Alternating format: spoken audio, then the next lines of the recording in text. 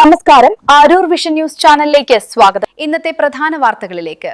അരൂർ ക്ഷേത്രം കവലയിൽ കാൽനട യാത്ര ദുസ്സഹം. ട്രാഫിക് വാർഡനെ നിയമിക്കണമെന്ന് ആവശ്യം ശക്തം. ദേശീയപാതയിലെ പ്രധാന കവലകളിലൊന്നായ അരൂർ ക്ഷേത്രം കവലയിൽ വൈകുന്നേരങ്ങളിൽ കാൽനട യാത്രക്കാർക്ക് റോഡ് മുറിച്ച് കടക്കാൻ ജീവൻ പണയം വെക്കേണ്ട അവസ്ഥയാണ്. വാർത്തകളുടെ വിശദാംശങ്ങൾ. അരൂർ ക്ഷേത്രം കവലയിൽ കാൽനടയാത്ര ദുസ്സഹം. ട്രാഫിക് വാർഡനെ നിയമിക്കണമെന്ന് ആവശ്യം ശക്തം. അരൂർ ദേശീയപാതയിലെ പ്രധാന കവലകളിലൊന്നായ അരൂർ ക്ഷേത്രം കവലയിൽ വൈകുന്നേരങ്ങളിൽ കാൽനടക്കാർക്ക് റോഡ് മുറിച്ചു കടക്കാൻ ജീവൻ പണയം വയ്ക്കേണ്ട അവസ്ഥ. തിരക്കേറിയ സമയങ്ങളിൽ ഗതാഗതം നിയന്ത്രിക്കാൻ ട്രാഫിക് വാർഡൻ ഇല്ലാത്തതാണ് യാത്രക്കാരെയും പ്രദേശവാസികളെയും ഒരുപോലെ വലയ്ക്കുന്നത്.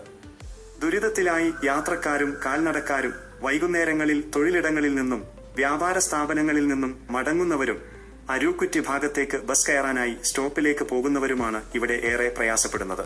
ദേശീയപാതയുടെ പടിഞ്ഞാറ് ഭാഗത്ത് നിന്ന് കിഴക്കോട്ട് റോഡ് മുറിച്ചു കടക്കാൻ സ്ത്രീകളും കുട്ടികളും വയോധികരും അടങ്ങുന്ന നൂറുകണക്കിന് ആളുകളാണ് ദിനവും പാടുപെടുന്നത്.